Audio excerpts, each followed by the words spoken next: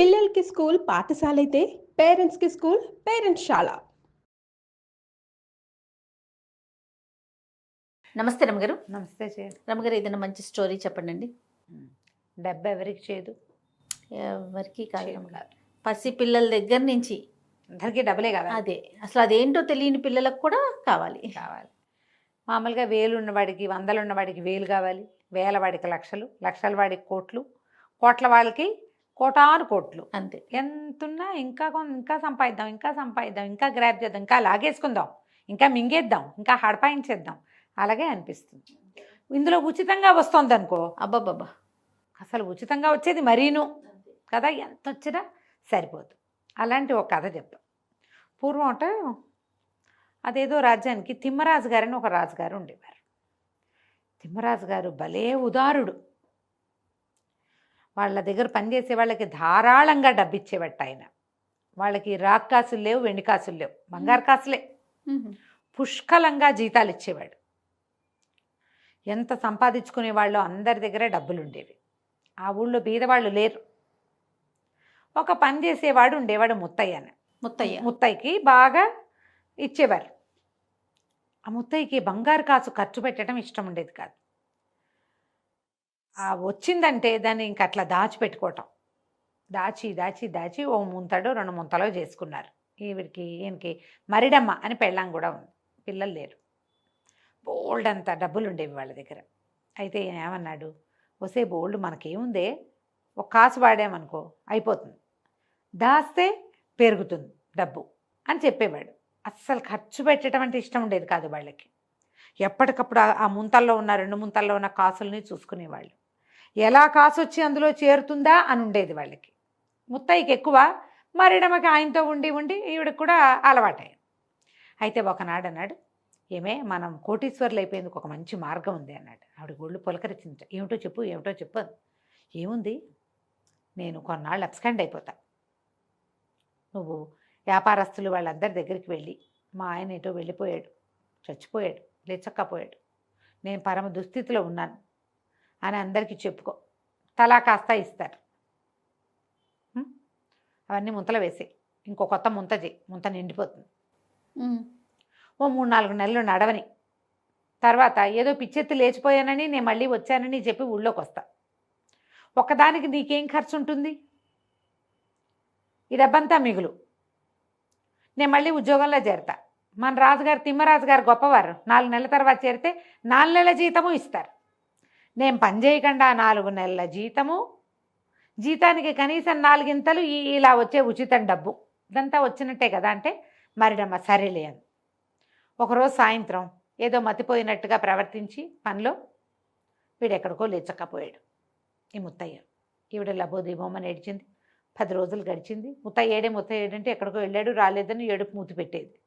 అయ్యో అనేవాళ్ళు. అక్కడి నుంచి ఈవిడ అధికారులందరి దగ్గరికి వెళ్ళి, రాజుగారి ఆస్థానంలో వాకిట్లో నిలబడతాడు వీడు.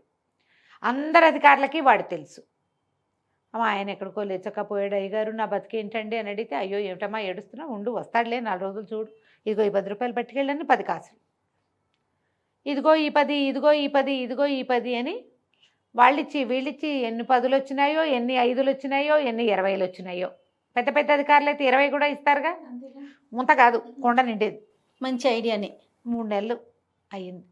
4వ నెలలో ముత్తయ్య ఇచ్చాడు. చూసి ఆశ్చర్యపడి, ఏమిటే ఇంత సంపాదించేసావు నువ్వు అన్నాడు. ఇంకా నేను పోనండి. వాళ్ళు కూడా ఏమిటమ్మా ప్రతి నెల వస్తున్నావు, మీ చుట్టాల దగ్గరికి ఎక్కడికైనా వెళ్ళు, ఒకదానివే ఉంటే అంటున్నారండి. నేను వెళ్ళనండి, నాకు సిగ్గుపోతోంది. 3 నెలల నుంచి నెల వాళ్ళింటికి వీళ్ళింటికి వెళ్ళి ఇన్ని డబ్బులు చేర్చా, నా వల్ల కాదండి, ఇంకా నేను వెళ్ళనంటే. ఈయనన్నాడు, మీ ముత్తయ్య వస్తుని వాళ్ళే ఇచ్చారు కదా ఐడియా, ఇది బాగానే ఉంది, రాత్రి వచ్చా కామ్గా వెళ్ళిపోతా, అన్నం పెట్టే తినేసి వెళ్ళిపోతా, 3-4 నెలలు మన చుట్టాలను వడుకో అన్నాడు. అనేసరికి సరే ఒప్పుకుంది. ఈమె ఒప్పుకుంటోంది చూడండి. ఒప్పుకుంది. వెళ్ళిపోయాడు. మర్నాడు ఏం చేసింది ఈవిడ, ఎక్కడెక్కడే పాత చుట్టాలు, మేనమామ తోడల్లుడి బావమరిది షడ్డు కూడా పట్టుకుంది. ఎప్పుడో పెళ్లిలో కలిసాం, ఎప్పుడో ముగ్గులు పోటీలో కలిసాం, ఎప్పుడో గుళ్ళో కలిసాం, ఎప్పుడో జాతరప్పుడు కలిసాం. అట్లా ఒక్కోళ్ళ ఇళ్ళకి వెళ్ళి, అయ్యో మా ఆయన ఎట్టగో వెళ్ళిపోయాడు, నేను ఇంట ఒంటరి దాన్ని అయిపోయాను, జీతం లేదు బచ్చం లేదని ఏడవటం. వాళ్ళు అయ్యో ఉండు 4 రోజులు ఉండని 4 రోజులు నొక్క మేపటం ఈవిని. శుభ్రంగా తింటాం. వాళ్ళు ఏమైనా నేను వెళ్ళొస్తానమ్మా, ఏదో నా కష్టాలు నేను పడతాను, సరే 4 కాసులు ఉంచని ఎవరి శక్తి అనుసారం 2, 4, 6, 3, 2 వచ్చాయి. మళ్ళీ ఒక 3 నెలలు గడిపారా? 3 నెలలు గడిపారు. 2, 3, 6 నెలలు అయినాయి. తర్వాత చుట్టాలు ఇవి రాగానే ఏటో చూడడం మొదలుపెట్టారు. ఎన్నాళ్ళు పోషిస్తారు? అంతే ప్రతి నెలా వస్తూ ఉంటే వాళ్ళల్లో కూడా కొంతమంది విసుక్కోవటం కూడా మొదలుపెట్టారు. ప్రతి నెలా వస్తున్నావేమిటక్కయ్యా అని ఒకడు. మా దగ్గర ఎక్కడుందమ్మా, మేమే 4 ఉన్నాం, మళ్ళీ నిన్ను ఒకదాన్ని అయితో దాన్ని నేను ఈ పూట అన్నం తిని వెళ్ళిపో అని పంపించేయటం. విసుగు పుట్టింది, సిగ్గేస్తుంది కాదు. ఇంటికి వచ్చేసింది. ఈ 3 నెలలు తిరిగేసరికి మరిడయ్యి వచ్చాడు. వచ్చేసరికి నేను వెళ్ళండి, వాళ్ళ దగ్గర పరుగు పోయింది, వీళ్ళ దగ్గర పరుగు పోయింది, ఇక చాలు సంపాదించింది, వచ్చేసావని చెప్దాం, ఉద్యోగంలో చేరిపో అంటే, కాదు కాదు నువ్వు ఉండు, నేను ఇంకో మార్గం చెప్తానన్నాడు. ఇక అక్కడి నుంచి పొద్దునొచ్చి పడుకునేవాడు, ఎవరికి కనపడేవాడు కాదు. సాయంత్రం అయ్యేసరికి చీకటి పడేసరికి ఎక్కడికో వెళ్ళిపోయేవాడు. రోజు ఒక ముత్యం తెచ్చేవాడు, ఒక నీలం తెచ్చేవాడు, ఓ రత్నం తెచ్చేవాడు, ఓ సంచి తెచ్చేవాడు, ఏవేవేవేవో తెచ్చేవాడు. ఒకటి ఒకటి ఒకటి అప్పుడప్పుడు అమ్మేవాళ్ళు. వాడు ఎక్కడి నుంచి తెస్తున్నాడో ఈవిడికి తెలియదు.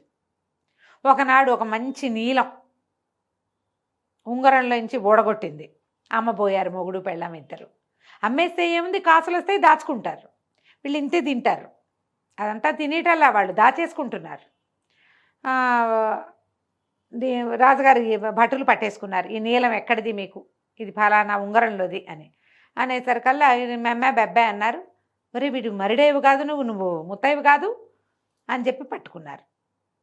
గడ్డం పెంచుకున్నా ముత్తైని గుర్తుపెట్టారు. పదం ఏంటి పదన్నారు. తీరా ఇల్లు సోదా చేస్తే రాజుగారి సొత్తంతా ఉంది వీళ్ళింట్లో. వాడు అంతఃపురానికి వాకిట్లో ఉండేవాడు కదా, వాడికి లోపలన్నీ ఆనుపాను తెలుసు. రాత్రిపూట వెళ్ళి సంగ్రహించుకొచ్చేసాడు, కొద్దిగా కొద్దిగా చొప్పున ఇంట్లో చేర్చేసాడు. మొత్తం దొంగ సొత్తు రాజుగారిది పోయిందంతా దొరికేసింది. కొన్ని అమ్మారు, కొద్దిగా అమ్మినవి పట్టేశారు. ఎందుకంటే ఏ కొట్టువాడు నీలం కొంటున్నాడో వాడి దగ్గరే ముత్యాలు కూడా అమ్మారు. వాడు చెప్పాడు, దొంగ సొత్తని మాకేం తెలుసు, ముత్యం పట్టుకొచ్చి అమ్మితే ఇచ్చాను డబ్బులు అన్నాడు. పట్టేశారు. మొత్తం ఇల్లంతా సోదా చేశారు. బోలెడంత కుండల్లో ముంతల్లో డబ్బులు, చోరీ సొత్తు అంతా రాజుగారిది. మర్నాడు రాజుగారి దగ్గర చేర్చారు. తిమ్మరాజు గారు చాలా గొప్ప రాజుగారు. చోరీ సొత్తుతో సహా పట్టుపడ్డాడు. ముత్తైకి ఉరే, ఆ మరిడమ్మ కూడా ఉరే వేస్తారు. మరి అంతే, దొంగతనానికి ఉరి శిక్ష ఆ రోజుల్లో. దొంగతనాలు చేయకూడదు. రాజుగారు లిబరల్గా అంతంత జీతాలు ఇస్తూ ఉంటే పేదవాడు అన్నవాడు లేడు ఆ రాజ్యంలో. పిసినారు వాడు వీడొక్కడే ఉన్నాడు, పిచ్చి వెధవ. ఆ రాజుగారిని ఎలాగో ఊరేస్తారు, ఆయన అంత గొప్ప రాజు కదా అని అనుకున్నారు. మొత్తం జనం అంతా చేరారు. కిటకిటలాడిపోతుంది సభాభవనం. మొత్తం సొత్తంతా పెట్టారు. రాజుగారిని 2 మూటలుగా కట్టండి తిని అని చెప్పాడు. 2 పెద్ద పెద్ద మూటలు చేశారు. ముత్తయ్య, ఎంత కష్టపడి సంపాదించావు నువ్వు, మీ ఆవిడ కూడా సాయం పట్టిందనుకో, చెరుకో బస్తా ఎత్తుకుని ఇంటికి వెళ్ళిపోండి అని చెప్పాడు రాజు. అందరూ నిర్ఘాంతపోయారు. నీ తిమ్మరాజు గారి తెలివేమిటి ఇట్టా ఉంది, వాడు దొంగతనం చేశాడు, అబ్స్కాండ్ అయిపోయి వాళ్ళ ఆవిడ అందరిళ్ళకి వెళ్ళి రూపాయలు 10, 2, 3 వసూలు చేసింది. పైగా అదంతా పోని ఏదో ధర్మానికి ఇచ్చారు అనుకుందాం, వాడు లేడు, ధర్మానికి ఇచ్చారు. దొంగ సొత్తు ఏం తిమ్మరాజు గారు తెలివి ఏడిసినట్టుంది అనుకున్నారు. సరే, మర్నాడు పొద్దునే ఈయన ఏదో బియ్యం కొనుక్కోవటానికి ఒక బంగారు కాసు తీసుకుని కొట్టుకెళ్ళాడు. బియ్యం ఉన్నారు, లేవు అని పంపించేశారు. వాళ్ళు మేము అమ్మమ్మ అని చెప్పారు. ఇక మొత్తం ఊరంతా తిరిగిన వీళ్ళకి గుప్పెడు బియ్యం ముట్టలేదు, చెంబెడు పాలు దొరకలేదు, ఏ వస్తువు కొనలేకపోయారు. డబ్బులున్నాయి. అక్కడి నుంచి చుట్టుపక్కల పల్లెటూళ్ళన్నీ తిరిగారు. ఏ పల్లెలోనూ వీడి రూపాయికి ఒక్క వస్తువు కూడా మారకానికి రాల. 5 రోజులు గడిచేసరికి ఆకలికి నకనకలాడిపోయారు. ఇంట్లో ఏవో ఉన్నాయి, పైగా వీళ్ళు కళగా 4 కొనుక్కుని పెట్టుకునే వాళ్ళు కాదు, పీనాసి వాళ్ళు. డబ్బులు దాచుకునేవారు. డబ్బు, బంగారం, ముత్యాలు, రత్నాలు అన్నీ ఉన్నాయి. లేదు, ఉచితంగా వచ్చే గాలి, దొడ్లో ఉన్న నూతులో ఉన్న నీళ్లు తప్ప ఏమీ లేవు. పోనీ 2 మొక్కలు మేమే పెంచుకుంటామంటే మొక్కల గింజలు కావద్దు, గింజలు వాడెవడు ఇవ్వడు. బాయ్కాట్, కంప్లీట్లీ సోషల్ బాయ్కాట్ చేసి పారేశారు. ఇంకేం లేదు, ఒక్క మాట కూడా అంటల్లా. అమ్మవు నీకు అంతే, మేము ఇచ్చేదిలే, వెళ్ళిపో. ఎవరు పరుషంగా మాట్లాడలేదు, కేకలేదు, తిట్టలేదు, నీకు ఇంతే చేస్తాను లేదు, ఏమీ అనలా. 8వ రోజు వచ్చేసరికి గుడ్లోకి వచ్చినాయి. తను అన్నాడు, ఏమే పద మన చుట్టాలందరి ఇళ్ళకి వెళ్ళొద్దాం అని చెప్పి అందరిళ్ళకి వెళ్ళి 2, 3, 5 ఎవరెవరు ఏమేమి ఇచ్చారో అందరికి అప్పచెప్పాడు. మొదట ఓ చుట్టాలు భోజనం పెట్టారు, రాత్రికి అన్నం తిని ఇంటికి వచ్చారు. మర్నాడు ఒక్కో అధికారి ఇంటికి వెళ్ళి ఎవరెవరు ఎంత అంతా అన్ని డబ్బులు ఇక్కడే ఉన్నాయి, వాళ్ళు ఏం వాడితేగా అన్ని డబ్బులు అప్పచెప్పాడు. రాజుగారి చోరీ సొత్తు ఏ బిల్డింగ్ నుంచి ఏమేమి పట్టుకొచ్చాడో మొత్తం అన్నీ ఎక్కడ తీసుకెళ్ళి అక్కడ పెట్టేశాడు. ఇక అంతే, మొత్తం అప్పచెప్పేశారు. అన్నీ అప్పచెప్పి మొగుడు పెళ్ళాం నీరసంగా వాకిట్లో కూర్చున్నారు. దేవుడా అని రాజభట్లు వచ్చారు. అన్నీ అప్పచెప్పాక రాజభట్లు వచ్చారని హడిలిపోయారు వీళ్ళు. చుట్టుపక్కల వాళ్ళు కూడా వీడు పాపం అన్నీ వెనక్కి ఇచ్చేశాడు. దొంగ సొత్తుతో కనపడ్డప్పుడు రాజుగారేమో వదిలిపెట్టాడు. ఇప్పుడు అన్నీ ఇచ్చేశాక వీడి వెంట పడ్డాడు ఏమిటి అనుకుంటే, ఈ వచ్చిన సైనికులు సంచుల్లోంచి చక్కగా రుచికరమైన ఆహారం తీసి ముత్తయ్యకి మరిడమ్మకి పెట్టారు. మీరు 10 రోజులు అయి భోజనం చేయలేదు కదా, తినండి అని. ఏమి తినలా, ఏదో ఇంత తింటున్నారు, ఏం లేదు వాళ్ళ దగ్గర. శుభ్రంగా కూర్చుని తిన్నారు. రేపటి నుంచి మీరు వంట చేసుకోకర్లా, మీ భోజనం రాజప్రసాదం నుంచి వస్తుంది అని చెప్పారు. ప్రతిరోజు రాజప్రసాదం నుంచి భోజనం వచ్చేది. అంతే, డబ్బు లేవు. కానీ వీళ్ళకి డబ్బుల మీద వ్యామోహం పోయింది పూర్తిగా. ఇద్దరూ రాజుగారిని సేవించుకునేవారు. ఎక్కడుంటే అక్కడ హాయిగా కడుపు నిండా తిని నిద్రపోయేవారు. ఆ రాజ్యంలో ప్రతి వాళ్ళు తెలుసుకున్నారు తిమ్మరాజు గారు ఎంత బాగా చేశారు.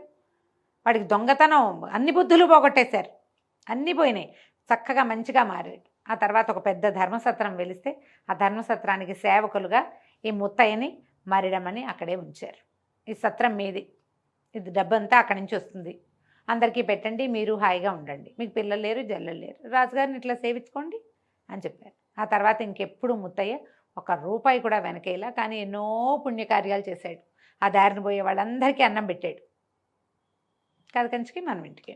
బా, సూపర్ స్టోరీ రమ్మగారు. బాగుంది కదా, చాలా చాలా బాగుంది. నమస్తే అండి. నమస్తే.